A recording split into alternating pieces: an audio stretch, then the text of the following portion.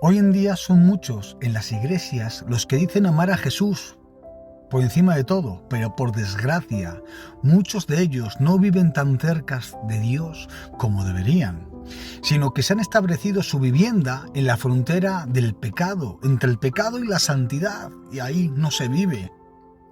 No les interesa vivir en santidad porque eso les obligaría a dejar ciertas prácticas como pecados ocultos, sentimientos y deseos desordenados o vocabularios sucios.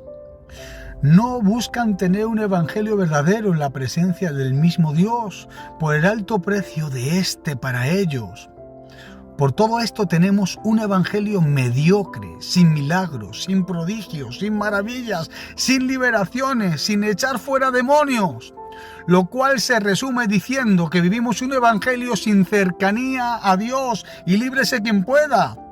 No estamos haciendo la guerra al reino de las tinieblas. Les estamos dejando cancha libre para actuar a sus anchas en nuestras vidas, familias y ministerios. Somos príncipes con mentalidad de mendigos. Nos comportamos como gatitos asustados en un rincón, siendo leones, hijos del león de la tribu de Judá. Hemos decidido vivir teniendo religión con pecado. ¿Por qué no nos interesa pagar el precio de tener la plenitud de Dios en nuestras vidas? Si el precio para conseguirlo consiste en dejar nuestra vida llena de pecados, de faltas, de errores, que tantos nos gustan. Es cierto que llevamos muchos años como creyentes, pero lo único que hemos conseguido ha sido heredar la religión, el culto. Hemos hecho un Dios del culto. Los micros, los coros, las normas, la ley para condenar a otros, olvidándonos de la gracia y del perdón de Dios por encima de todos los pecados. Hasta que los necesitamos para nosotros mismos, esa gracia es cuando nos acordamos, o para alguien de nuestra propia familia íntima, porque tenemos perdón de sobra para nosotros y los nuestros, pero para los demás tenemos una fuerte vara para quebrantar, para golpear, para exigir,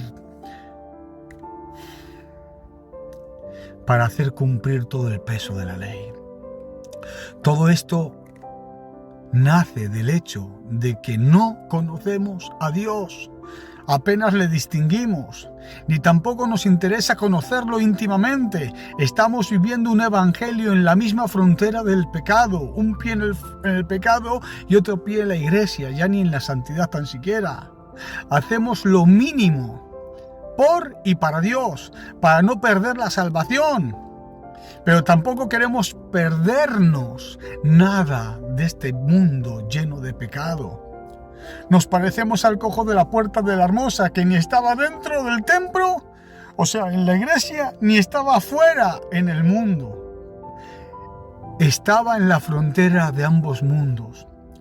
Y lo peor es que a pesar de ir todos los días de su vida aquel cojo a aquella iglesia, no se le podía llamar ni cristiano porque no terminaba de entrar, pero tampoco se le podía llamar mundano porque sabía mucho del interior y de las cosas de la iglesia.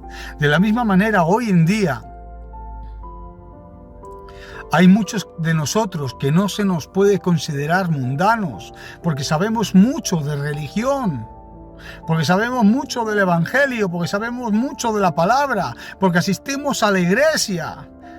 Pero si somos sinceros, todavía nos falta un montón para ganarnos el título de cristianos, porque seguimos siendo y haciendo lo que nos da la gana, sin atender a lo que Él, o sea, el Dios Espíritu Santo, nos dice cada día.